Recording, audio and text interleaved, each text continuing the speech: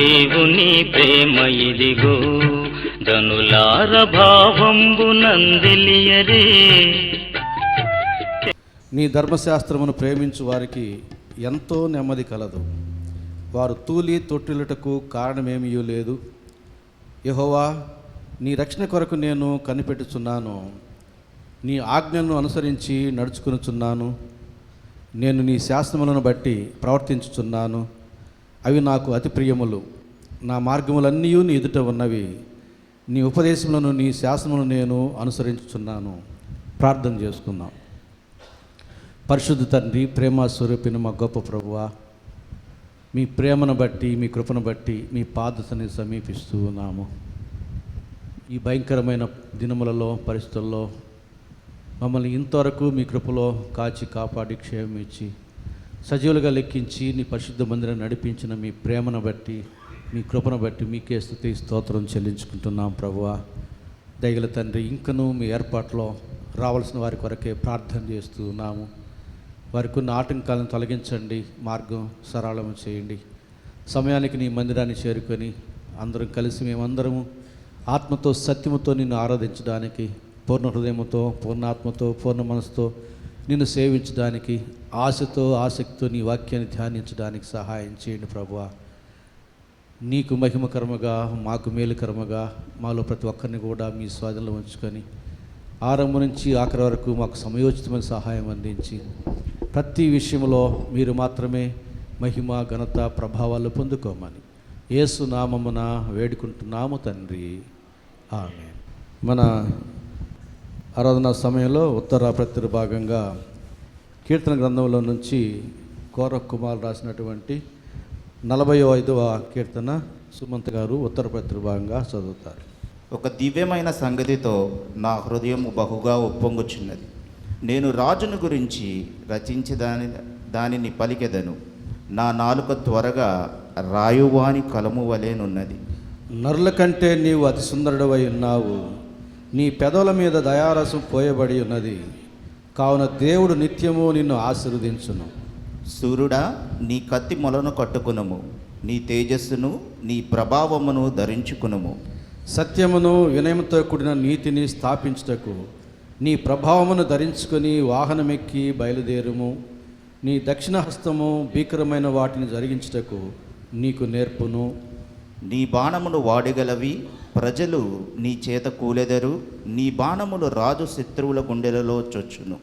దేవా, నీ సింహాసనము నిరంతరము నిలుచును. నీ రాజదండము న్యాయార్థమైన దండము. నీవు నీతిని ప్రేమించి భక్తిహీనతను ద్వేషించుచున్నావు. కావున దేవుడే, నీ దేవుడే చెలికాండ్రుల కంటే హెచ్చించుకున్నట్లు నిన్ను ఆనంద తైలముతో అభిషేకించి ఉన్నాడు. నీ వస్త్రములెల్లా గోపరస వాసనే, అగరు వాసనే, లవంగి పట్ట వాసనే. దంతముతో కట్టిన నగరంలో తంతివాద్యములు నిన్ను సంతోషపెట్టుచున్నవి. నీ దయనొందిన స్త్రీలలో రాజకుమార్తెలున్నారు. రాణి ఓఫేరు అపరంజితో అలంకరించుకొని నీ కుడిపాశమున నిలుచుచున్నది. కుమారి, ఆలకించుము, ఆలోచించి చెవియొగ్గుము. నీ స్వజనమును, నీ తండ్రి ఇంటిని మరువము. ఈ రాజు నీ ప్రభువు, అతడు నీ సౌందర్యమును కోరినవాడు. అతనికి నమస్కరించుము. తూరు కుమార్తె నైవేద్యము తీసుకుని వచ్చును. జనులలో ఐశ్వర్యవంతులు నీ దయను వెదకుదురు. అంతఃపురంలో నుండి రాజకుమార్తె కేవలము మహిమ గలది. ఆమె వస్త్రములు బంగారపు బుట్టా పని చేసినది. విచిత్రమైన పనిగల వస్త్రములను ధరించుకొని రాజునొద్దకు ఆమె తీసుకుని రాబడుచున్నది. ఆమెను వెంబడించు ఆమె చెలికత్తెలైన కన్యలు నీ యొద్దకు తీసుకుని రాబడుచున్నారు. ఉత్సాహ సంతోషముతో వారు వచ్చుచున్నారు, రాజనగరులో ప్రవేశించుచున్నారు. నీ పితరులకు ప్రతిగా నీకు కుమారులుందురు. భూమి యందంతటా నీవు వారిని అధికారులుగా నియమించెదవు. తరములన్నిటను నీ నామమును జ్ఞాపకముంచుకున్నట్లు నేను చేయుదును. కావున జనములు సర్వకాలము నీకు కృతజ్ఞతాస్తులు చెల్లించుదురు. మొదటిగా స్వర్ణలత వచ్చి ఒక ప్రత్యేకమైన పాట పాడుతుంది. తర్వాత సుభాషిణి ఉంది. చివరిగా వనజ వచ్చి చివరిగా ప్రత్యేకమైన పాట పాడుతుంది.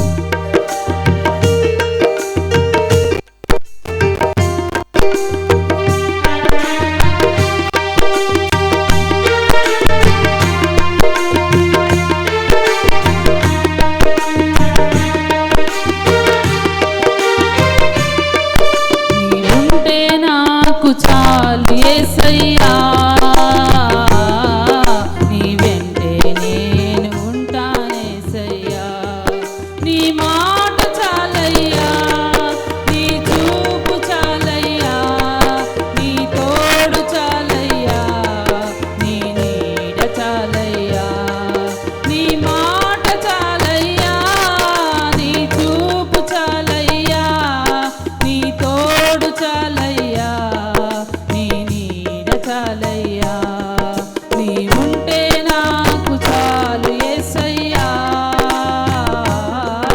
నీ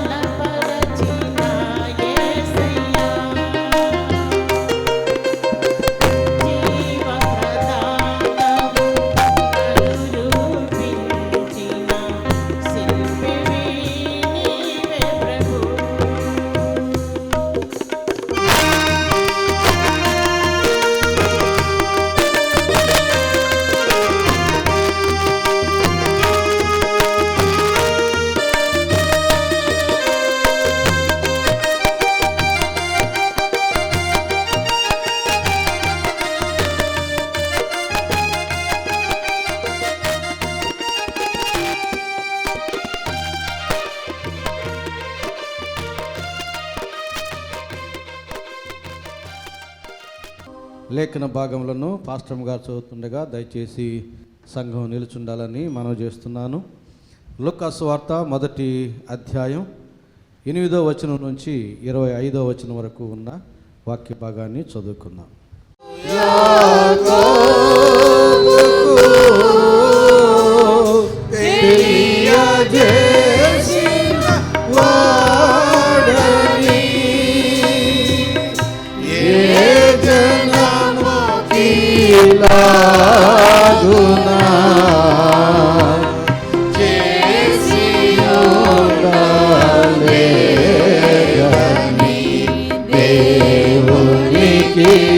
స్తోత్రము గానము చేయుటయే మంచిది మనమందరము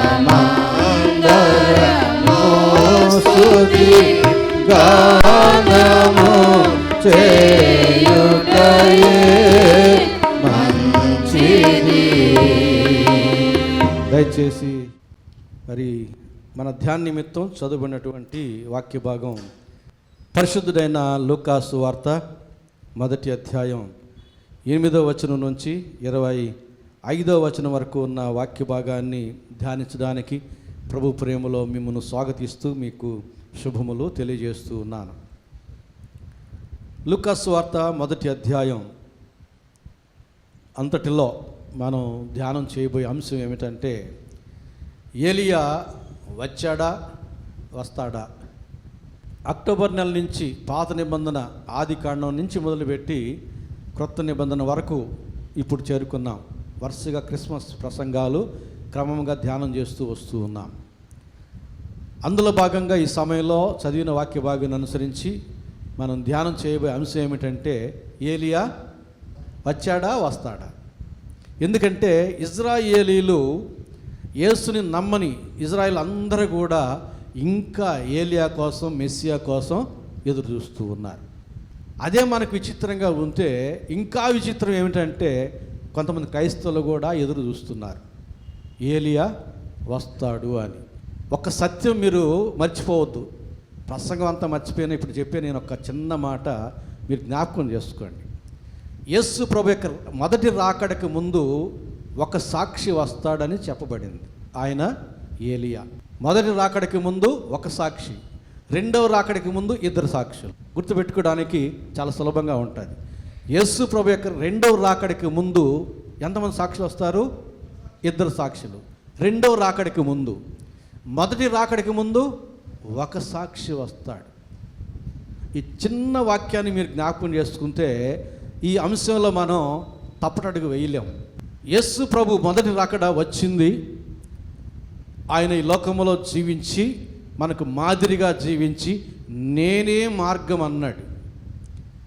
మన కొరకు శిలువలో ప్రాయశ్చిత్తం జరిగించి పాపం క్షమించడానికి నాకే అధికారం ఉందన్నాడు. పునరుద్ధానుడై ప్రథమ ఫలముగా పరలోకానికి చేరి పరలోకం నుండి వచ్చిన వాడను నేనే, తిరిగి పరలోకానికి వెళ్ళిన వాడను కూడా నేనే అన్నాడు. కాబట్టి ఇట్టి యేసు ప్రభుని మనం ఆరాధిస్తూ ఇంకా ఏలియా రాలేదు అంటే యేసు ప్రభు రాలేదని అర్థం. యేసు ప్రభు యొక్క మొదటి రాకడ రాలేదని అర్థం. ఏలియా రాలేదు అంటే ఇంకా మరొక అర్థం కూడా ఉంది. ఇంకా మనం పాత నిబంధన ముసుగులో ఉన్నవారమే అవుతాం. యేసు ప్రభు రాకపోతే నూతన నిబంధన లేదు కదా, పరిశుద్ధాత్మ యుగం లేదు కదా. ఏలియా రాలేదు అంటే వారు ఇంకా పాత నిబంధన ముసుగులో ఉన్నవారే, ముసుగు తీసివేయబడలే. ఏలియా వచ్చాడు, చచ్చాడు. యేసు ప్రభు వచ్చాడు, చచ్చాడు, తిరిగి వస్తాడు. ఈ 5 మాటల్లో సువార్త సత్యం మొత్తం దాగి ఉంది. ఏలియా వచ్చాడు, చచ్చాడు. మెస్సియా వచ్చాడు, చచ్చాడు, తిరిగి వస్తాడు. ఏలియాకి 2 మాటలు, యేసు ప్రభు 3 మాటలు. ఈ 5 మాటల్లో బైబిల్ సత్యం అంతా ఉంది, మనకు చాలిన సత్యం. ఎందుకు అర్థం కాదో, ఎందుకు గ్రహించుకోరో అర్థం కావడం లేదు. యేసుని నమ్మని ఇజ్రాయిల్ అందరూ ఇంకా ఏలియా కొరకు, యేసు ప్రభు కొరకు ఎదురు చూస్తూ ఉంటే అదే మనకు విచిత్రంగా ఉంటే క్రైస్తవుల్లో చాలామంది ఇంకా ఏలియా వస్తాడు వస్తాడు వస్తాడని అనడం మరీ విచిత్రమైన విషయం. జాగ్రత్తగా గమనించుదాం. లూకా సువార్త 1వ అధ్యాయం 13వ వచనం నుంచి 17వ వచనం వరకు ఉన్న వాక్య భాగంలో 13వ వచనం నుంచి గబ్రియేలు దూత జకర్యాతో చెబుతున్న మాటలు ఇవి. జకర్యా యాజకుడు. దేవుని యొక్క మందిరములో ఆయన తరగతి క్రమము చొప్పున ఆయనకు నియమించిన పని వేళల సమయాన్ని బట్టి దేవాలయంలో యాజకత్వం జరిగిస్తూ ఉన్నాడు. అందులో భాగంగా దేవుని ఆలయంలోనికి వెళ్ళాడు. అప్పుడు గబ్రియేలు దూత జకర్యాకి కనబడి మాట్లాడుతున్నటువంటి మాటలు ఇప్పుడు మనం చదవబోతున్నాం 13వ వచనం నుంచి. అప్పుడు ఆ దూత అతనితో, జకర్యా భయపడకము, నీ ప్రార్థన ఎంత మంచి మాట అండి, ఎంత గొప్ప మాట. నీ ప్రార్థన వినబడినది. ఎవరికి? మన ప్రార్థన వినబడుతుంది. ఎవరికి? మనం చేసే ప్రార్థన అందరికి వినబడాలా, అందరూ చూడాలా, అందరూ వినాలా. వీధుల్లో మనం చేసే ప్రార్థన అందరూ వినాలా, అందరూ చూడాలా. మనుషులకు వినబడుతుంది. వేషధారులు చేసే ప్రార్థన, సత్క్రైస్తులు చేసే ప్రార్థన దేవునికి వినబడుతుంది. మన ప్రార్థన ఎవరికి వినబడాలి? దేవునికి మాత్రమే వినబడాలి. అందుకే అంటాడు మత్తయి 6:6లో ఏమంటాడు? నీ గదిలోనికి వెళ్ళి తలుపు వేసుకుని రహస్యముగా ప్రార్థన చేయము, అప్పుడు రహస్యమందు చూచు నీ తండ్రి నీకు ప్రతిఫలము ఇచ్చును. అప్పుడు రహస్యముగా మనుషులు వినబడినట్లుగా కాదు, దేవునికి వినబడినట్లుగా. ఎంత గొప్ప మాట చెప్పాడండి. దేవునికి సన్నిధిలో నిలిచే గబ్రియేలు దూత పరలోకం నుండి దిగి వచ్చి జకర్యాని సంధించి అంటున్నాడు. ఎక్కడ చెబుతున్నాడు? దేవాలయం యొక్క గర్భగుడిలో చెబుతున్నాడు. జకర్యా నీ ప్రార్థన వినబడినది. పులకరించిపోయి ఉంటాడు జకర్యా ఆ మాటతో కూడా. నా ప్రార్థన దేవుడి సన్నిధికి చేరిందా? దేవుడు విన్నాడా? ఏం చెప్పాడు చెబుతున్నాడు ఇక్కడ. వినబడినది, నీ భార్య అయిన ఎలిజబెత్ నీకు కుమారుని కనును. నీ భార్య అయిన ఎలిజబెత్ నీకు కుమారుని కనును, అతనికి యోహాను అనే పేరు పెట్టుదువు. ఇక్కడ ముందుగానే చెబుతున్నాడు. అప్పుడు గర్భము దాల్చకముందే కూతురా కొడుక అని ఎవరు చెప్తున్నారు? కొడుకని చెప్పేస్తున్నాడు. గర్భం దాల్చిన తర్వాత చెప్పడం కాదు, గర్భం దాల్చక మునిపే. అందుకని 127వ కీర్తనలో ఏం చెబుతాడు? తన ప్రియులు నిద్రించుచుండగా ఆయన వారికి ఇచ్చున్నాడు. గర్భఫలము యెహోవా ఇచ్చు బహుమానం. ఆయన ఇచ్చేవాడు కాబట్టి ఆయన తెలుసు. గర్భము రాకముందే కొడుకునిస్తాడా కూతురునిస్తాడా అనేది ఆయన తెలుసు కాబట్టి దూత చెబుతున్నాడు, నీవు ఒక కుమారునికి అంటావు, అతనికి యోహాను అని పేరు పెడతావు. ఏ పేరు పెడతారో కూడా చెప్పేశాడు. ఆ సమయానికి ఆ పేరు పెట్టి తీరతారు అంతే, ఇంక వేరే ఏం చేయలేరు. దేవుడు నిర్ణయించిందే జరుగుతుంది. ఎన్ని తలచినా ఏమి అడిగినా జరిగేది నీ చిత్తమే, సర్వసత్యం అది.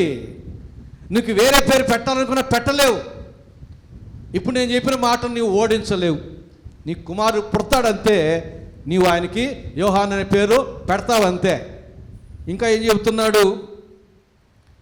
అతడు ప్రభు దృష్టికి గొప్పవాడై ద్రాక్షారసమైనను మద్యమైనను త్రాగక తన తల్లి గర్భమున పుట్టినది మొదలుకొని పరిశుద్ధాత్మతో నిండుకొనిన వాడై.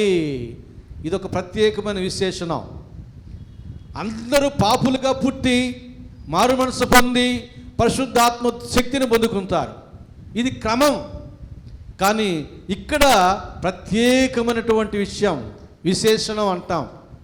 తెలుగు పండితులకు అర్థమవుతుంది విశేషణం అంటే.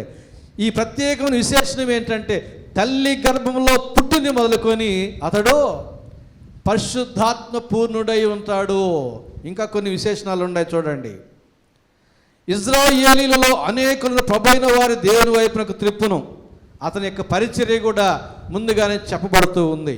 17వ వచనం, మరియు అతడు తండ్రుల హృదయములను పిల్లల తట్టునకును ఔదేయులను నీతిమంతుల జ్ఞానమును అనుసరించుటకును త్రిప్పి ప్రభువు కొరకు ఆయత్తపడి ఉన్న ప్రజలను సిద్ధపరచుటకై ఏలియా యొక్క ఆత్మయు శక్తియు గలవాడై ఆయనకు ముందుగా వెళ్ళును గనుక నీకు సంతోషమును మహా ఆనందమును కలుగును. అతడు పుట్టినందున అనేకులు సంతోషింతురనెను. యోహాను పుట్టినందున అనేకులు సంతోషిస్తారు, నీకు మహా ఆనందం కలుగుతుంది. యేసు ప్రభు పుట్టినందున లోకులందరికీ ఇదిగో సంతోషకరమైన శుభవర్తమానం. యేసు పుట్టినందువలన లోకులందరికీ సంతోషం. యోహాను పుట్టినందున అనేకులకు సంతోషం. కుటుంబానికి మహా ఆనందం. ఎవరికి? యోహాను పుట్టినందున జకర్యాకి మహా ఆనందం.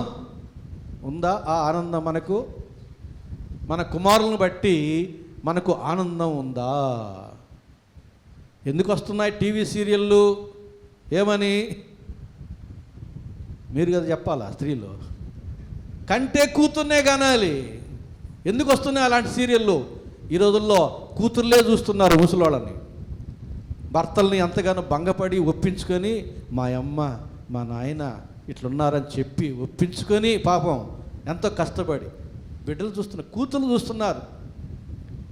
కొడుకులు చూడడంలే, వృద్ధాశ్రమంలో వేస్తున్నారు. కొడుకులైతే కోడలను ఒప్పించుకోలేక, భార్య బాధితుడు కదా ఈయన, భార్య బాధితుడు భార్యను ఒప్పించుకోలేక తల్లిని తీసుకుని పోయి వృద్ధాశ్రమంలో పెట్టి రహస్యంగా భార్య తెలియకుండా వృద్ధాశ్రమంలోకి పోయి అమ్మ నాకు యాపిల్ పండించి వస్తూ ఉంటాడు అప్పుడప్పుడు. ఈ రోజుల్లో కూతుర్లే భర్తని ఎంతగా కాళ్ళు పట్టుకుంటారో గడ్డం పట్టుకుంటారో పాపం బిడ్డలు ఒప్పించి, వాళ్ళ భర్తలను ఒప్పించి వృద్ధాప్యంలో ఉన్న అత్తమామలనేమి తల్లిదండ్రులేమి చూస్తున్నారు. దేవుడు ఆ బిడ్డలను దీవించును గాక. కాబట్టి ఇక్కడ నీకు మహా ఆనందం. అతడు పుట్టినందున అనేకులకి సంతోషం. అతడు ఏ ఆత్మ ఏ శక్తి? ఏలియా ఆత్మయు ఏలియా శక్తియు కలిగినవాడు. అతని పేరేమిటి? యోహాను. అతని యొక్క ఆత్మ ఏమిటి? ఇది మనం గ్రహించుకోవాలి. ఏలియా ఆత్మను కలిగిన వాడు, యోహాను అనే పేరును మాత్రం కలిగిన వాడు. అందరూ అతను యోహాను అన్నారు. ఆ యోహానులో ఉండే ఆత్మ మాత్రం యోహానుది కాదు. ఎవరిది? ఏలియాది. ఇప్పుడు నేను చచ్చిపోయినాను, నా శరీరం ఆడ ఉంది, నేనంటే ఎవరో తెలియని వాళ్ళు వచ్చారు. ఎవరిది ఈ శరీరం అంటే ఏం చెప్తాం? మా పాస్టర్ గారిది, బెన్నహర్ది అంటారు. అంటే ఆయన ఎక్కడున్నాడు? ఆయన కాదు, ఆ శరీరం కాదు. బెన్నహరు చనిపోయాడు, ఆయన విడిచిన శరీరం ఇది. అంటే పేరు ఎవరికి పెట్టబడింది? ఆత్మకు పెట్టబడింది. ఆత్మకు పెట్టబడి శరీరానికి కాదు. ఇది నా శరీరం అంతే, నేను కాదు. ఇది నా శరీరం, నేను కాదు. ఇది నేను ఎక్కడున్నాను? ఈ శరీరంలో ఉన్నాను నేను. అందుకే పౌలు విలపిస్తాడు, ఇట్టి మరణమునకు లోనకు ఈ శరీరము నుండి నన్ను ఎవడో విడిపించును. శరీరంలో ఉన్న ఆత్మ పేరు పౌలు. ఇంకా లోతుకు పోతే పౌలు యొక్క శరీరం పేరు పౌలు కాదు. మన పేర్లన్నీ మన శరీరాలకు కాదు పెట్టింది, మనలో ఉన్న ఆత్మలకు పేర్లు అవి. కాబట్టి ఇప్పుడు ఇక్కడ ఏలియా ఆత్మ ఉంది, పేరేమో యోహాను ఉంది. విచిత్రం కాదు? ప్రత్యేకమైన అంశం కాదు ఇది? ఏలి యొక్క ఆత్మయు శక్తియు కలిగిన వాడు, తల్లి గర్భంలో ఉండగానే పరిశుద్ధాత్మ పూర్ణుడైన వాడు, మద్యము కానీ ఇంకా ద్రాక్షరసము కానీ. ఏందా తేడా? ద్రాక్షరసానికి మద్యానికి తేడా ఏంది?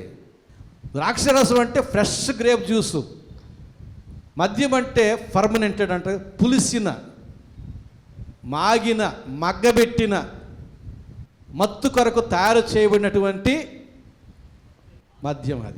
అది తేడా. ఫ్రెష్ గ్రేప్ జ్యూస్ తాగండి, దాన్ని మురగబెట్టి మాగబెట్టి కుళ్ళిపోయిన వచ్చినటువంటి ఆ వాసన, దాంతో తయారు చేయబడిన లిక్విడ్, ఆ యొక్క మద్యాన్ని మాత్రం తాగకూడదు. ఒక ఆయన నాతో చాలా వాదించాడు. ఎవరోగా జరం వాదించాడు. నేను ఫస్ట్ సర్వీస్లో ఉన్నప్పుడు ఒప్పుకుంటాడు, ఇప్పుడు కూడా ఫస్ట్ సర్వీస్లో ఉన్నప్పుడు ఎందుకు తాగకూడదు సార్, సామెతల గ్రంథంలో గాయాలు పడిన వారికి ద్రాక్ష రసం తాకిపించమన్నాడు. ఇట్లా కొన్ని మాట్లాడాడు. కొంతసేపు మాట్లాడిన ఒక ప్రశ్న వేశాను, జరం మద్యం తాగడం తప్పు కాదని నువ్వు అనుకుంటే చర్చిలో తాగు. అమ్మో అన్నాడు. చర్చిలో తాగంటే అమ్మో అన్నాడు. ఏమి అన్నా తప్పు కదా. ఈ రాతితో కట్టిన చర్చికి మించిన చర్చి ఇది. దేహం అనే దేవాలయం ఇది. ఈ దేహం అనే దేవాలయంలో నువ్వు మద్యం ఎట్లా పోస్తావు? ఆ చర్చిలో తాగడం తప్పని తెలిసినప్పుడు ఈ చర్చిలో తాగడం తప్పని తెలియదా అన్నాను. నిజమే అన్నాడు, ఒప్పుకున్నాడు. అలాగని చాలామంది ఆలోచన చేయండి. ఇప్పుడు కూడా ఎవరైనా మరి ఈ చలికాలంలో చాలామంది గొంతు చెమ చేస్తున్నారు. బస్ డ్రైవర్లు, ట్రైన్ డ్రైవర్లు యాక్సిడెంట్లు ఎక్కువైపోతున్నాయి. ఈ దేహం అనే దేవాలయం అనేది గుర్తుపెట్టుకొని దేవాలయాన్ని పాడు చేయవని నేను పాడు చేస్తానన్నాడు. ఈ దేహం అనే దేవాలయంలో మీరు మద్యంగాని పోసి చెడగొట్టారంటే దేవుడు మిమ్మల్ని చెడగొడతాడు. మీకు భవిష్యత్తు లేదు, మీకు భవిష్యత్తే లేదు. కనుక మీ దేహం అనే దేవాలయాన్ని జాగ్రత్తగా చూసుకోండి, మద్యం పోయొద్దు అందులో. ఇక్కడ మళ్ళీ సబ్జెక్ట్లోకి రండి. ఇక్కడ యోహాన్ అనే పేరు శరీరం కూడా జకర్యా ఎలిజబెత్కు సంబంధించిన డిఎన్ఏతో ఉన్నటువంటి శరీరము, కానీ ఆ శరీరంలో ఉన్నది మాత్రం ఏలియా ఆత్మ, ఏలియా శక్తి. యేసు ప్రభు యొక్క మొదటి రాకడకు ముందుగా ఒక సాక్షి ఆయన ఏలియా, ఆయన పేరు ఇప్పుడు యోహాను. మార్కు సువార్త 9వ అధ్యాయం 11, 12 వచనాలు. వారు ఏలియా ముందుగా రావాలని శాస్త్రులు చెప్పుచున్నారే, ఇదేమని ఆయన అడిగిరి. అందుకు ఆయన ఏలియా ముందుగా వచ్చి సమస్తమును చక్కపెట్టునన్న మాట నిజమే. ఆయనను మనిషి కుమారుడు అనేక శ్రమలు పడి తృణీకరింపబడి వాళ్ళని వ్రాయబడి ఉన్నది అని చెప్పాడు. అంటే రావడం అనేది మాత్రం ఖచ్చితమని యేసుబాబు కూడా చెబుతున్నాడు ఇక్కడ. ఇప్పుడు మరలా పాత నిబంధనలోకి వెళ్ళిపోదాం. ఏలియా ఏమైనాడో. రాజుల 2వ గ్రంథం 2వ అధ్యాయం 1వ వచనం చదువుతున్నాను చూడండి. అలాగే 11వ వచనం జాగ్రత్తగా వినండి. యెహోవా సుడిగాలి చేత ఏలియాను, అది గుర్తుపెట్టుకోండి, ఆకాశమునకు ఆరోహణము చేయబో కాలమున ఏలియా ఎలీషాయు కూడి గిల్గాలు నుండి వెళ్ళుచుండగా. మళ్ళీ 11వ వచనం చూడండి. వారు ఇంకా వెళుచు మాట్లాడుచుండగా ఎలీషా ఏలియా, ఇదిగో అగ్ని రథమును అగ్ని గుర్రములను కనబడి వీరిద్దరిని ఎలీషా ఏలియాలను వేరు చేసును. అప్పుడు ఏలియా సుడిగాలి చేత ఆకాశమునకు ఆరోహణమాయను. మొదటి వచనములో ఆకాశమునకు ఆరోహణ చేయబోతున్నాడు. 11వ వచనంలో ఆకాశమునకు ఆరోహణము చేశాడు. ఏలియా ఎక్కడికి వెళ్ళాడండి? పౌలు 2 కొరింథీ 12వ అధ్యాయం చూస్తే నేను 3వ ఆకాశమునకు కొనిపోబడుతున్నా అన్నాడు. ఒకవేళ ఏలియా 3వ ఆకాశానికి అయితే 3 అంటాడు, 2వ ఆకాశానికి అయితే 2వ ఆకాశం అంటాడు. అవేమి చెప్పలా, నంబర్లు చెప్పలా. అంటే అర్థం ఏంటి? మొదటి ఆకాశముకే ఎత్తబడ్డాడు. చాలామంది ఏలియా పరలోకానికి వెళ్ళిపోయినాడు అని అంటున్నారు. పరలోకానికి వెళ్ళడానికి వీలు లేదు. మోషే కానీ, అబ్రహాము కానీ, ఇస్సాకు, యాకోబులు, ఆదాము, నోవా, దావీదు, సమూయేలు, ప్రవక్తలు ఎవరు కూడా పరలోకంలో లేరు. ఇప్పటి వరకు ఉన్న ఏ భక్తులు కూడా పరలోకంలో లేరు, పరలోకానికి వెళ్ళలేదు. చివరికి ఆ మీదట కూడా 1000 ఏళ్ల పరిపాలన అయిన తర్వాత, తీర్పు దినము తర్వాత మనము కూడా పరలోకానికి వెళ్ళము. ఎందుకు వెళ్ళము? ఇప్పుడు మన దృష్టిలో ఏముంది? పరలోకమందున్న మా తండ్రి, తండ్రి దేవదూతలు ఉండేటటువంటి ఆ ప్రదేశాన్ని పరలోకం అనుకుంటున్నాం. మనం అక్కడికి వెళ్ళాం. నిజమా? వెళ్ళాం, నిజమే. మీరు ప్రకటన గ్రంథం చూడండి, 20వ అధ్యాయం 21, 22 అధ్యాయాలు చదివితే, ఇప్పుడు కాదు అధ్యాయాలు కానీ చదివితే ఇంటికి వెళ్ళి చదవండి. 1000 ఏళ్ల పరిపాలన తర్వాత ఈ భూమి ఆకాశం వెళ్ళిపోతుంది. ఇదే ప్లేస్లోకి నూతన భూమి నూతన ఆకాశం వస్తుంది. మధ్య ఆకాశంలో యేసు ప్రభువు న్యాయాధిపతిగా సింహాసనాసీనుడై ఉంటాడు. ప్రజలందరినీ ఎడవైపు కుడివైపున నిలబెడతారు. కుడివైపున ఉన్న వాళ్ళని చూసి ఏమంటాడు తెలుసా? నా తండ్రి చేత దీవించబడిన వారులారా, మీ కొరకు సిద్ధపరచబడిన నూతన యెరూషలేము భూమిలోనికి రండి అంటే మనం వచ్చేది ఎక్కడికి? ఇదే స్థలంలోకి వచ్చే నూతన భూమి నూతన యెరూషలేములోనికి మనం వస్తాం. ఇప్పుడు తండ్రి దేవతలు ఉండే రాజ్యాన్ని కాదు. అందుకు చెప్పాను, మన దృష్టిలో ఇప్పుడు ఉన్న పరలోక రాజ్యానికి మనం వెళ్ళము అని. అర్థమైందా? ఇప్పుడు మన దృష్టిలో ఉన్నట్టు పరలోక రాజ్యం, తండ్రి దేవదూతలు ఉండేటటువంటి రాజ్యాన్ని మన దృష్టిలో పరలోక రాజ్యం అంటున్నాం. అక్కడికి మనం వెళ్ళమంటున్నాను నేను. మనం వెళ్ళేది అక్కడికి. ఈ భూమి ఆకాశం వెళ్ళిన తర్వాత ఇదే స్థలంలోనికి నూతన భూమి నూతన ఆకాశం వస్తుంది. కుడివైపు నుంచి మనం ఇక్కడికి ఆహ్వానించబడతాం. ఈ నూతన భూమి నూతన ఆకాశం. అమ్మ ఆశ దోశ అప్పడం ఆ తండ్రి దేవదూతలు ఉండేటటువంటి రాజ్యానికి వెళ్ళాలనే, రెక్కలు కట్టుకుని దేవదూతలతో కూడా సమానంగా ఎగరాలనే. అది అంతా కుదరదు. అదంతా ఒకవేళ దేవుడు కృపనిస్తే అక్కడి వాళ్ళు ఇక్కడికి, ఇక్కడ వాళ్ళు అక్కడికి వెళ్ళి వెసులుబాటు ఉంటుంది అంతే, పని నిమిత్తం, దేవుని ఏర్పాటు మీద. అర్థమైందా? కాబట్టి పరలోక రాజ్యానికి వెళ్ళరు అని చెప్పాను. ఏలియా ఎత్తబడింది ఆకాశమునకే, మొదటి ఆకాశమునకే ఎత్తబడింది. కాబట్టి ఆయన పరలోకానికి వెళ్ళలా. ఇప్పుడు చాలామంది ఏలియా పరలోకానికి ఎత్తబడ్డాడు, పరలోకం నుంచి వస్తాడు, రాడు. యోహాను సువార్త 3వ అధ్యాయం 13వ వచనం యేసు ప్రభు చెప్పాడు స్వయంగా. ఏమని చెప్పాడు? పరలోకం నుండి వచ్చు మనిషి కుమారుడు తప్ప తిరిగి పరలోకానికి ఎక్కిపోయిన వాడు ఎవడూ లేడు. మోషే లేడు, యెహోవా లేడు, ఆదాము లేడు, అబ్రహాము లేడు, ఇస్సాకు యాకోబు లేరు, ఏలియా లేరు. ఎవరు ఎక్కిపోయిన వాడుగా లేడు అక్కడ. అందరూ పాతాళ లోకంలో పరదేశ్ అనే ప్రాంతంలో నెమ్మదిగా అబ్రహాము దగ్గర ఉన్నారు. పరిశుద్ధులందరూ, పాపులందరూ వేదనకరమైన స్థలంలో యాతన పడుతూ ఉన్నారు. మధ్యలో ఉన్న అగాధంలో యోధా పత్రిక ప్రకారంగా అవిధేయులైన దూతలు తీర్పు కొరకు మరి బంధించబడి ఉన్నారు. ఇది పరిస్థితి, మృతుల లోకం యొక్క పరిస్థితి. అది గ్రంథ పరిశీలన చేస్తే బైబిల్ని ఈ విషయాలన్నీ అర్థమవుతాయి. కాబట్టి ఏలియా ఎక్కడికి వెళ్ళాడో? ఆకాశమునకు ఎత్తబడెను, అగ్ని గుర్రముల చేత రథముల చేత. ఎత్తబడిన వాడు ఏమైపోయాడు? పరలోకానికి వెళ్ళలేదు. పాతాళానికి వెళ్ళాడా? పాతాళానికి వెళితే ఆయన చనిపోతే తప్ప వెళ్ళలేడు, చనిపోకుండా వెళ్ళలేడు. మరి ఎక్కడ? భూమి మీదనే హనోకుని దాచినట్టుగా దేవుడు ఎక్కడో దాచాడు, ఏలియాని మరుగు చేశాడు. అక్కడ ఏలియా ఒకవేళ కైలాస మహర్షిలాగా హనోకులాగా దేహాన్ని విడిచి లోకమంతా సంచరించి మరలా దేహంలోనికి వచ్చి లోకందరి కొరకు ప్రార్థన చేసేటటువంటి పరిచర్య అప్పచెప్పాడేమో. సాధు సుందర్ సింగ్ కథలో ఒక పుస్తకంలో కైలాస మహర్షి యొక్క బాధ్యత అది అని ఆయన చెప్పాడు, నేను చూశానని. ఆయన ఫ్రాన్సిస్, ఆయన ఆఫ్రికా ఖండంలో ఒక ముస్లిం, యేసుప్రభువుని నమ్ముకున్నాడు. చేత్తో రాసిన మత్తయి సువార్త కైలాస మహర్షి దగ్గర ఉంది. ఆయన యేసుప్రభువుని నమ్ముకున్న వ్యక్తి. ఆయనకి పరిచర్య ఏంటంటే అప్పుడప్పుడు లోకమంతా సంచరించి దేహాన్ని ఆ గుహలో వదిలిపెట్టి మళ్ళా దేహంలోనికి వెళ్ళి మరి ఆయన చూసిన విషయాలన్నింటిని బట్టి అన్ని దేశాల కొరకు ప్రార్థన చేస్తూ ఉంటారు. దేవుని యొక్క ప్రేయర్ వారియర్స్ వాళ్ళు. దేవుని దగ్గర ప్రేయర్ వారియర్స్ లిస్ట్ ఉంది.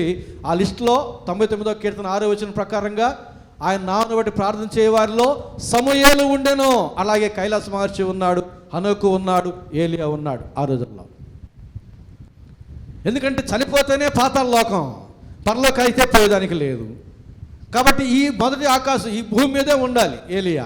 ఎప్పటి వరకు అంటే జకర్యా ఎలిజబెత్లకు కుమారుడు అనుగ్రహించబడేంత వరకు. అందుకని హెబ్రీ 9:7లో ఒక మాట ఉంది, మనుషులు ఒక్కమారే మృతి పొందవల్లని దేవుడు నియమించి ఉన్నాడు. అప్పుడు ఏలియా చనిపోతే మరలా ఇప్పుడు యోహానుగా ఏలియా చనిపోతే 2 సార్లు చనిపోయినట్టు అవుతాడు. అందుకని చనిపోయిన వారిని లేపినప్పుడు దేవుడు ఏమన్నా తెలుసా? నిద్రించిన అనేకులు లేచిరి. లాజరు నిద్రించున్నాడే కానీ చనిపోలేదన్నాడు. దేవుని యొక్క దృష్టిలో నిద్ర, ఎవరైతే చనిపోయిన వారిని లేపారో వాళ్ళందరినీ దేవుడు నిద్రించిన, యేసు ప్రభు శిలువలో మరణించినప్పుడు నిద్రించిన అనేకుల పరిశుద్ధ శరీరములు లేచెను. లాజరు నిద్రిస్తున్నాడు, వాళ్ళందరినీ నిద్ర అన్నాడు అంతే. మరణంగా దేవుడు లెక్కించలేదు. ఎందుకంటే మనుషులు ఒక్కసారే మృతి పొందవలెను. కాబట్టి ఏలియా ఆనాడు చనిపోలే, ఈ భూమి మీద ఎక్కడో దాచాడు. ఏ కాలం వరకు? యోహాను జన్మించేంత వరకు. యోహాను జకర్యా ఎలిజబెత్ యొక్క గర్భములో ఆయన పడినప్పుడు ఏలియా ఆత్మయు శక్తినియు దేవునికి ఇక్కడికి చేశాడు, యోహానికి ఇచ్చి ఏలియా దేహాన్ని మరుగుపరిచాడు, మోషే సమాధిని మరుగు చేసినట్టుగా. ఈ ఏలియా పరిచర్య కూడా ఏమిటో చూడండి. ఏలియా వస్త్రధారణ, యోహాను వస్త్రధారణ ఒకటే, కంబళి తోలుదట్టి ఏలియాది. ఇక్కడ ఒంటి రోమల వస్త్రము తోలుదట్టి యోహాని. వస్త్రధారణ ఒకటే, డ్రెస్ కోడ్ ఒకటే, పరిచర్య కూడా ఒకటే. మలాకీ గ్రంథం 4వ అధ్యాయం 5-6 వచనాలు. మలాకీ గ్రంథం 4వ అధ్యాయం 5-6 వచనాలు చూడండి. యెహోవా నియమించిన భయంకరమైన ఆ మహాదినము రాకమునుపు నేను ప్రవక్తయగు ఏలియాను మీ యొద్దకు పంపుదును. నేను వచ్చి దేశమును శపించకుండానట్లు అతడు తండ్రుల హృదయములను పిల్లల తట్టును, పిల్లల హృదయములను తండ్రుల తట్టును త్రిప్పును. అదే మాటలు మనం లూకాసు వార్త 1వ అధ్యాయం 15-17 వచనాల వరకు చూస్తాం. దూత చెబుతున్న మాట లూకాసు వార్త 1వ అధ్యాయం 15 నుంచి 17 వరకు. అతడు ప్రభు దృష్టికి గొప్పవాడై ద్రాక్షారసమైనను మద్యమైనను త్రాగక తన తల్లి గర్భను పుట్టిన మొదలుకొని పరిశుద్ధాత్మతో నిండుకొనిన వాడై ఇశ్రాయేలులో అనేకులు ప్రభు అయిన వారి దేవుని వైపునకు త్రిప్పును. అతడు తండ్రుల హృదయములను పిల్లల తట్టునకును అవిధేయులను నీతిమంతుల జ్ఞానమును అనుసరించుటకును త్రిప్పి ప్రభు కొరకు ఆయత్తపడి ఉన్న ప్రజలను సిద్ధపరచుటకై ఏలియా యొక్క ఆత్మయు శక్తి కలిగిన వాడు. పరిచర్య కూడా ఒకటే, కారణం ఏలియా ఆత్మ. ఏలియా వస్త్రధారణే, యోహాను వస్త్రధారణ. ఏలియా పరిచర్యే, యోహాను పరిచర్య. రూపం వేరు, పేరు వేరు, కానీ మనిషి ఒక్కడే, ఆత్మ ఒక్కటే. కాబట్టి ఇది జాగ్రత్తగా ఇక్కడ మనం గమనించాలి, ఇది అర్థం చేసుకోవాలి. అలాగే మీరు మత్తయి సువార్త 11వ అధ్యాయం 11వ వచనం చదువుతున్నాను చూడండి. యేసు ప్రభు చెప్పిన మాట, స్త్రీలు కనిన వారిలో బాప్తిస్మిచ్చు యోహాను కంటే గొప్పవాడు పుట్టలేదని నిశ్చయముగా మీతో చెప్పుచున్నాను. అయినను పరలోక రాజ్యములో అల్పుడైన వాడు అతని కంటే గొప్పవాడు. బాప్తిస్మం ఇచ్చి యోహాను దినములు మొదలుకొని అంటున్నాడు. ఈ సంగతి అంగీకరించుటకు 14వ వచనం, ఈ సంగతి అంగీకరించుటకు మీకు మనసు ఉంటే రాబో ఏలియా ఇతడే. యేసు తేల్చి చెప్పేశాడు, యోహానే ఏలియా అని. ఇంకేం కావాలి మనకు? ఈ యోహానే ఏలియా, పేరు వేరు, శరీర రూపం వేరు, రెండు శరీరాల్లో ఉన్న ఆత్మ ఒక్కటే. కనుక అతడే ఇతడు, ఇతడే అతడు. పరకాయ ప్రవేశం కాదు, పరకాయ ప్రవేశం కాదు. ఈ శరీరం వదిలి ఆ శరీరంలో అది కాదు. దేవుడు ఏర్పాటు చేశాడు. ఇంకొంచెం ఒక విషయం కూడా చెప్తాను. అలాగే క్రీస్తు విరోధి కూడా రానున్న దినాల్లో వస్తాడు. ఎవరు అంటే పాత నిబంధన రాజుల్లో ఒక రాజు వస్తాడు. అయితే పాత నిబంధనలో ఆయన పేరు వేరు, ఆయన రూపం వేరు, ఆయన దేశం వేరు. రాబోయే దినాల్లో క్రీస్తు విరోధిగా వేరే దేశంలో పుడతాడు, వేరే గోత్రంలో పుడతాడు, వేరే పేరుతో పుడతాడు. వాడే క్రీస్తు విరోధి. పేర్లు వేరు, ప్రదేశాలు వేరు, శరీరాలు వేరైనా వాడే వీడు, వీడే వాడు. అందుకని ప్రకటన గ్రంథంలో అంటాడు, 5 రాజులు ఉండిరి, కడమవాడు రాలేదు, 5 మందిలో ఒకడై ఉంటాడు, వాడే 7వ వాడుగా 8వ వాడుగా వస్తాడు అంటాడు. అంటే ఇదివరకు ఉన్న వారిలో నుంచే ఒకడుగా వస్తాడు. కానీ అప్పుడు పాత నిబంధన కాలంలో ఆ రాజు యొక్క రూపం వేరు, క్రీస్తు విరోధిగా వచ్చినప్పుడు రూపం వేరు. అప్పుడు ఆ రాజు పేరు వేరు, క్రీస్తు విరోధిగా వచ్చినప్పుడు వాడి పేరు వేరు. అప్పుడు ఆయన దేశం వేరు, క్రీస్తు విరోధిగా వచ్చే ఆ వ్యక్తి యొక్క దేశం వేరు. సబ్జెక్ట్లోకి రండి. కాబట్టి ఇక్కడ ఆత్మ ఒకటే, శరీరాలు వేరు, పేర్లు వేరు, ప్రదేశాలు వేరు. కానీ అందుకే యేసు అంటున్నాడు, రాబోవు ఏలియా ఇతడే, అంగీకరించే మనసు మీకుంటే. యేసు ప్రభు చెప్పిన తర్వాత ఇంక సందేహం ఏంటి? యేసు ప్రభువే అంగీకరిస్తున్నాడు ఈ యోహానే ఏలియా అని. ఆయన పరిచర్య కూడా ఒకటే. అందుకనే యోహాను, అయ్యా నువ్వు ఎవరంటే అంటాడు, నేను అరణ్యంలో కేకలు వేయ ఒక శబ్దాన్ని అంటాడు.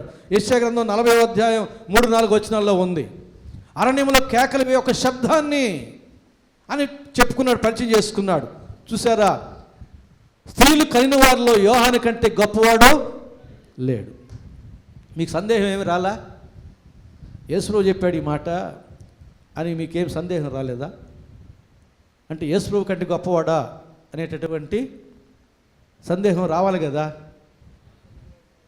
స్త్రీలు కలిగిన వారిలో ఆదాము ఉన్నాడు, నోవా ఉన్నాడు, మోషే ఉన్నాడు, దావీదు ఉన్నాడు, సమూయేలు ఉన్నాడు, ఇర్మియా ఉన్నాడు, ఆమోస్ ఉన్నాడు, పెద్ద ప్రవక్తలు ఉన్నారు, చిన్న ప్రవక్తలు ఉన్నారు, పరిశుద్ధులు ఉన్నారు.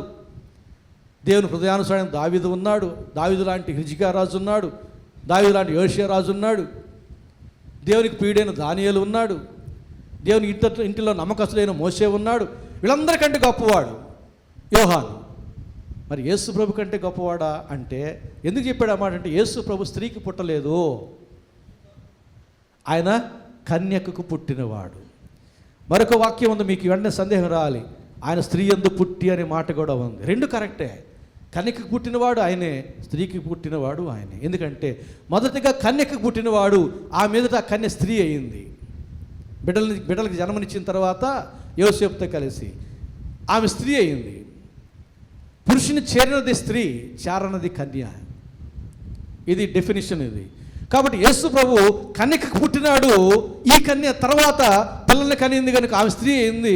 కాబట్టి యేసు ప్రభు కన్యక పుట్టిన వాడే ఆయన స్త్రీ ఎందుకు పుట్టినాడు అంటే కూడా కరెక్ట్ అవుతుంది. కాబట్టి ఇక్కడ స్త్రీలు కనిన వారిలో అంటే యేసు ప్రభు లేడు అక్కడ. అందులో మినహాయించబడ్డాడు. మిగిలిన వారందరూ ఉన్నారు. వారందరికంటే గొప్పవాడని యోహాను ఏం చేశాడు? దేవుని పరిచర్య చేశాడు. దేవుని పరిచర్య అంత గొప్పవాడు చేస్తూ ఉంటే మనకేంటి తెగులు? మనకేంటి తెగులు అని? మనం ఏలియా కంటే గొప్పవాళ్ళమా? దావీదు కంటే గొప్పవాళ్ళమా? దేవుని పరిచర్య చేయడం ఎంత ధన్యత అంటే అంత ధన్యత. కంటికి కనబడితే చాలు, అవకాశం వస్తే చాలు, వదిలిపెట్టకూడదు. తిట్టడం కాదు, చెప్పించడం కాదు, దేవుని పని చేయడం. దేవుని పని చేయడం నీకు అవకాశం దొరికిందా వదిలిపెట్టవద్దు. అంతకు మించిన ధన్యత మరి ఏమీ లేదు.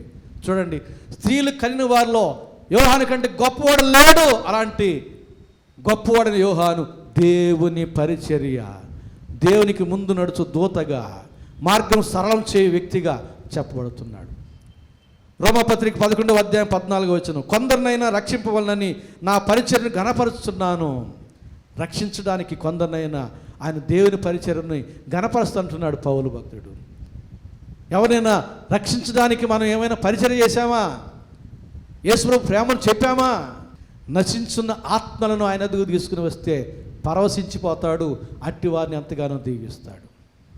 అట్టివారిని ఆయన ఎంతగానో దీవిస్తాడు. ఇంకా నెల రోజులు ఉంది. నెల రోజులు పరిచర్య ప్రారంభించండి. దేవుని ప్రేమను చెప్పండి. ఎవరైతే యేసు ప్రభువులు లేరు వాళ్ళ ఇంటికి పిలవండి, ఆతిథ్యం ఇవ్వండి, యేసు ప్రభు గురించి చెప్పండి, కొత్త నిబంధన ఇవ్వండి, చర్చికి రండి అయ్యని ఆహ్వానించండి, తీసుకొని రండి. దేవుని మాటలు వింటారు, దేవుని సన్నిధిని అనుభవిస్తారు. క్రిస్మస్ రోజున నీ పేరిట అతన్ని లేదా ఆమెను యేసు ప్రభువుకి ఒక కానుకగా ఇంకేమక్కర్లా ఆత్మను తెస్తే చాలు, ఆశీర్వదిస్తాడు. సమూయేలు చిన్నప్పటి నుంచి దేవుని మందిరంలో పరిచర్య చేశాడు. పాలు విడిచిన వెంటనే ఆ తల్లి తీసుకొచ్చి మందిరంలో పెట్టింది పరిచర్య. ఎంతగా దీవించబడ్డాడు.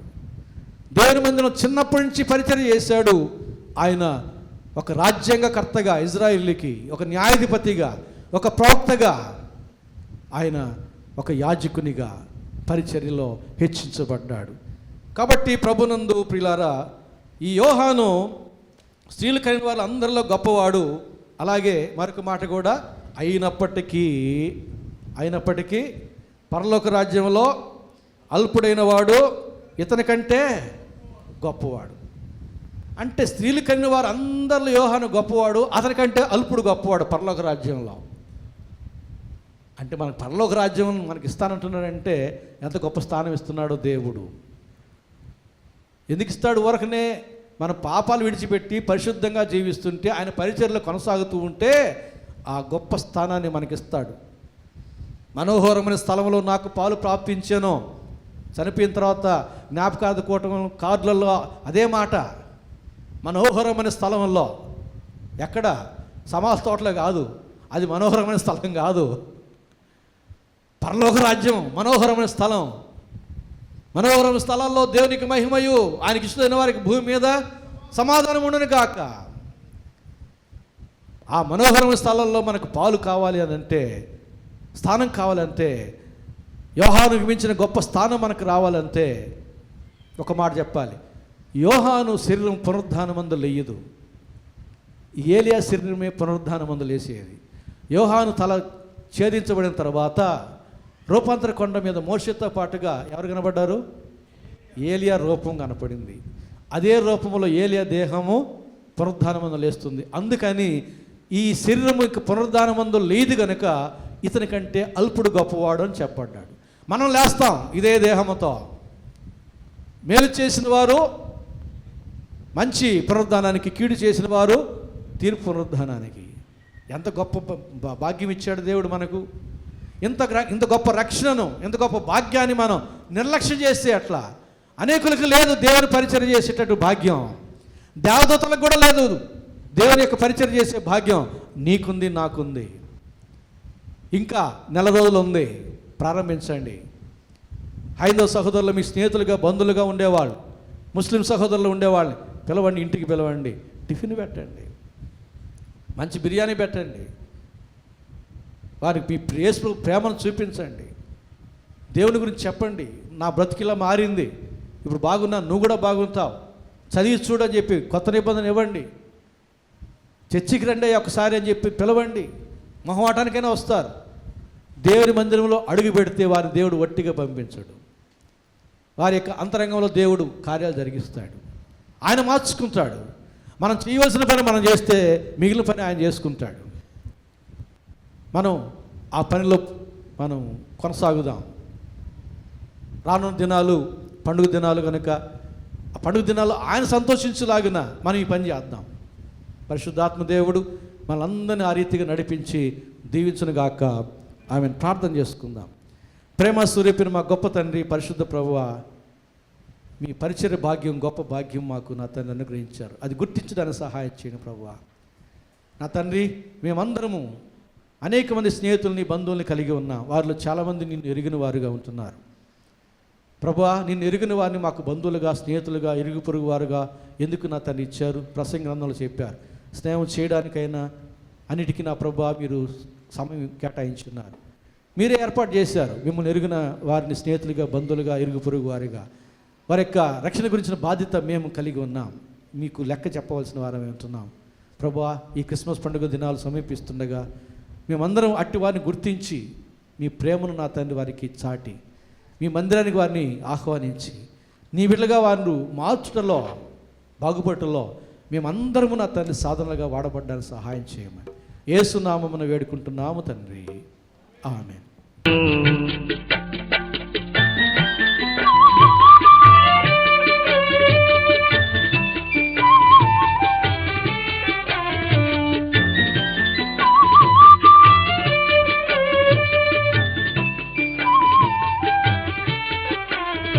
సర్వలోకము మనలను తన వాక్య సత్య